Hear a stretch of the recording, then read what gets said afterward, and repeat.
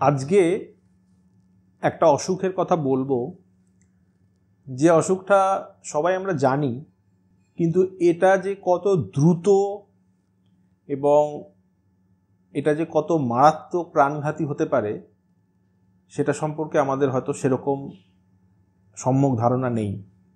অসুখটার নাম হচ্ছে স্ট্রোক, যেটাকে আমরা ব্রেন অ্যাটাক বলে থাকি। এখন আমরা সবাই হার্ট অ্যাটাক জানি, যে হার্ট অ্যাটাকের মানুষের একটা গোল্ডেন আওয়ার আছে, তার মধ্যে হাসপাতালে গেলে মানুষের বাঁচার চান্স, হার্টের ক্ষতি হওয়ার চান্স, মাসেলের ক্ষতি হওয়ার চান্সগুলো অনেক কমে যায়। হার্ট অ্যাটাকের সাথে কিন্তু ব্রেন অ্যাটাকের একটা সামঞ্জস্য আছে, এবং সিমিলারলি এই যে হার্ট অ্যাটাকের সাথে ব্রেন অ্যাটাক যদি আমরা দেখি, এই স্ট্রোকের সময়তেও কিন্তু এই time is equal to brain.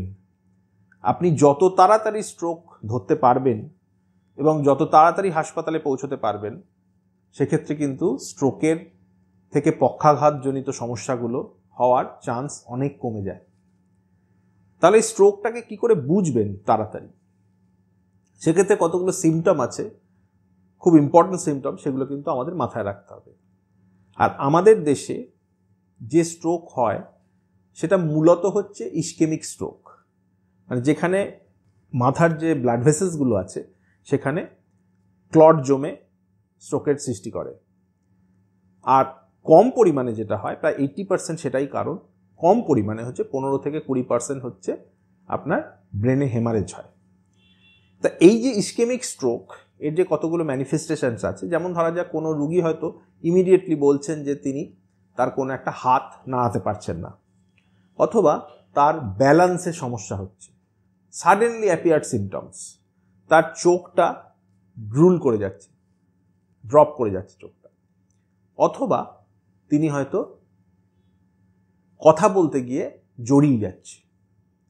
তাহলে এই যে সিমটমগুলো বললাম, এগুলো যদি কারোর ক্ষেত্রে সাডেনলি অ্যাপিয়ার করে, সেক্ষেত্রে কিন্তু আমাদের স্ট্রোক বলে প্রাথমিকভাবে ভাবতে হবে। এবং প্রায় 4 থেকে 4.5 ঘন্টার সময় আছে স্ট্রোকের ক্ষেত্রে আমার, তার মধ্যে হাসপাতালে আসলে সব থেকে ভালো গোল্ডেন পিরিয়ড পাওয়া যায়। তারপরেও ট্রিটমেন্ট দেওয়া যায় অবভিয়াসলি 12 ঘন্টা 24 ঘন্টার মধ্যে, কিন্তু একটু আমাদের ট্রিটমেন্টের যে সার্থকতাগুলো, যে সাফল্যগুলো, সেগুলো কমে যায়।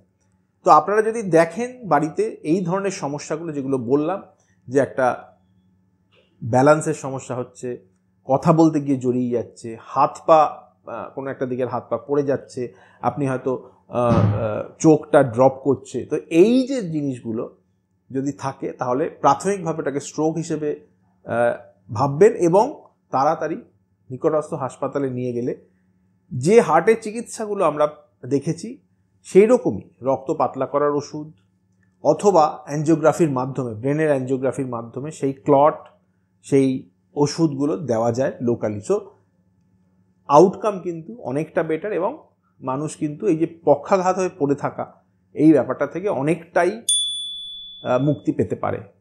তো মাথায় রাখুন, স্ট্রোক কিন্তু হার্টের মতোই, হার্ট অ্যাটাকের মতোই একটা রোগ, এবং তারও একটা গোল্ডেন আওয়ার আছে। সময় মতো হাসপাতালে পৌঁছলে এর এফেক্টগুলোকে কাউন্টারঅ্যাক্ট করা যথেষ্ট পরিমাণে সম্ভব।